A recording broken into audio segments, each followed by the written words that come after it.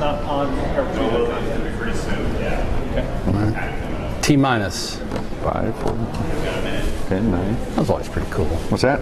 When the rockets went off. Rockets? At Cape Canaveral. Cape Kennedy. When the rockets went off. Just remember, your mic live.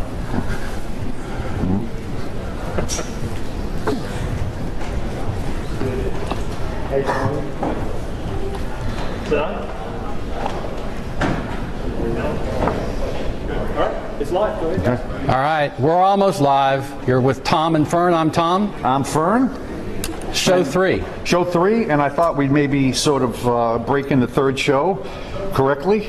Nothing says WTF like blue pomegranate from Circle K. So we'll put that there. We'll put that there. All right. You know, I was just thinking on the way in, your Boston Red Sox are like my best wine. You know why? Why? They're in the cellar. No, they're in the cellar. Oh, I can't come back with that. Yeah, they look pretty bad right now. And your Orioles. Nice big win. Well. Won 2 out of 3 over the Astros. My boy Jimmy Paredes, who I mentioned yesterday, still hitting on fire. Stole home yesterday on a double steal. So it's looking pretty good. But let's get right to the big story. It's FIFA. FIFA. Isn't it FIFA full fun? FIFA? Which, well, what I call it, the Fraudulent International Football Alliance. I mean, there's only one outfit more corrupt than that, and I guess that's the Olympic Organizing Committee, or in this country, the SEC, and I'm not talking about the Southeastern Conference. But is it any surprise when you hear these controversies involving, you know, the awarding of World Cups or Olympic events or Olympic Games? No surprise. Actually, I think our colleague Herald-Tribune nailed it, you know, the World Cup in Qatar. Yeah, how does that happen, you know? So is it Qatar or Qatar? I think it's Cato. Is it Cato? You know, I think he was with or something. Yeah, the Green Hornet. But that was no surprise. No surprise at all. I mean, these guys get away with slaps on the wrists, maybe a little bit of monetary fund, a penalty, and they just go right back to doing the same thing they did before. Yeah, nice. Does anybody really care? No. Maybe that's why we should get off it and move on to the NCAA golf that's here in town. The women were at the concession last week. The men start tomorrow.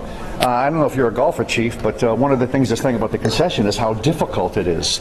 The pin placement, the greens, if you don't nail the greens right on, the ball will roll off, and you're looking at a double bogey or worse. So that was the main complaint that the women had the past week. Yeah, tough course, I guess. Tough to get in, too, I guess. It is very tough to get in, and I don't know how I got in, maybe the media badge. But I guess the men come on Friday, and the score should be lower because what the men can do that the women can't do, a little more strength, a little more loft, a little more backspin on the ball. I sound like I know what I'm talking about. Yeah, no. So the ball can stick on the green and won't roll. So expect some scores in the 60s for the men that start on Friday. Florida State, Florida. Chief, is there a rivalry, a golf rivalry, like you would think in football between Florida and Florida State? I mean, you think these guys. There's not much football rivalry left to play. It's easy for you to say. Yeah. Why isn't there much of? Because the teams aren't. Florida hadn't been very good. I think with the ACC and the tournament play, I mean, you know, the conference play is kind of degraded the rivalry. So I'm hoping that I go out there and actually see like a Florida State guy like whip a 9-iron at a Florida guy. Maybe that'll make my 1A story. All right, talking about cross-checks, Lightning in New York tonight, Game 7, winner goes to the Stanley Cup. Right, and Game 7s of NHL finals, or at least the of any playoff, it's the most grueling. It's like kind of grueling, like trying to read your Sunday column. Yeah, it's that grueling. But you got to play 3 best out of 7 series before you make the championship round. I think you can throw out the fact that this game is at up in New York because the Lightning have proven they can win. As a matter of fact, in the Game 7, you can throw out the entire venue where it's at.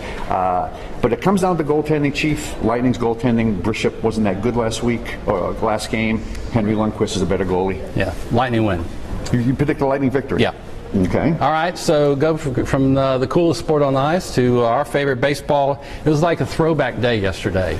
Tremendous. Chris Archer throwing 8 shutout innings against the Mariners, gets pulled for Boxberger. Boxberger gives up the home run to Nelson Cruz, his 18th. And meanwhile, on the other side, King Felix Hernandez throws twirls, as they used to say. Twirls, 9 innings, no runs. Archer's ERA is 2.12.